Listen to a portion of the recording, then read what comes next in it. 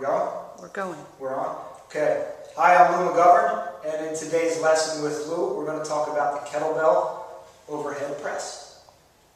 Now, the overhead press is typically considered a shoulder exercise or an upper body exercise, but we're going to talk about 3 areas that can help improve your kettlebell overhead press virtually immediately if you're not utilizing them. So, the first area is your hips. Now, your hips create a hinge right here in the middle of your body. It's very important to have this hinge when you're doing things like a kettlebell swing. When you're loaded underneath something, or you're carrying a load up overhead, we want to take this hinge away. The first step is figuring out where our hips are. A lot of people think their hips are really wide, but they're not. In order to find our hips, if we bend our leg a few times, we get this nice crease in here when we bend our legs. The inside of this crease, that's about where your hip joint is.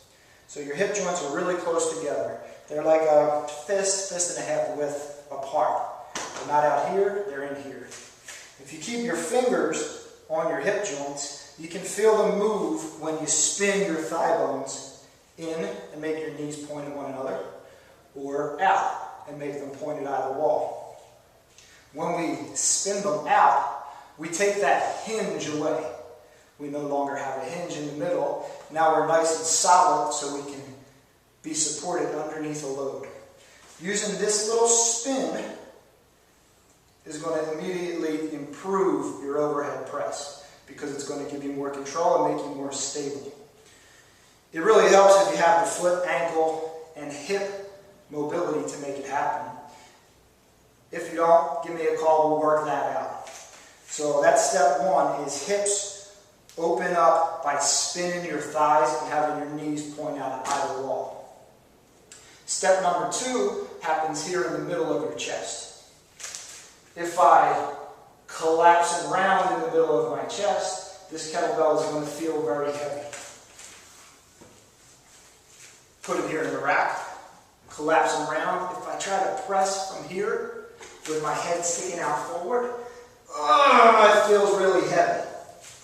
If I do the opposite and drive the middle of my chest forward, pull my head back, so I'm not sticking forward, but back, this kettlebell gets lighter. When I reinforce that spinal movement with my hips open, spine forward, chin back, kettlebell gets light and flows up overhead. So, let's review. Step 1, step 2. Now step 3. Step 3 happens at your wrist. What I want to make happen at my wrist is I want to line my pinky up with my elbow. Not my thumb, but my pinky. Here's the reason why. I put this kettlebell in the rack, line my thumb up, it's secure and I have control. I said that wrong. When I line my pinky up, it's secure and under control. When I line my thumb up, I lose control and it gets heavy. I lose control and it gets heavy. So, to start my press, I want to open my hips, drive my heart forward and pull my head back, and push up through the pinky side.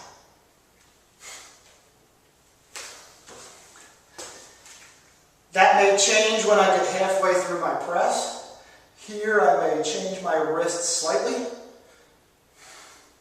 as I grind up overhead, but I always want to start hips, spine, wrist. Drive it up overhead. So 3 areas that you may not be utilizing. If you're not utilizing them, your military or your overhead press is going to suffer. So take a look at these 3 areas. Until next time, this is Lou's lesson for your overhead military press. Work on it. We'll see you soon. Thanks.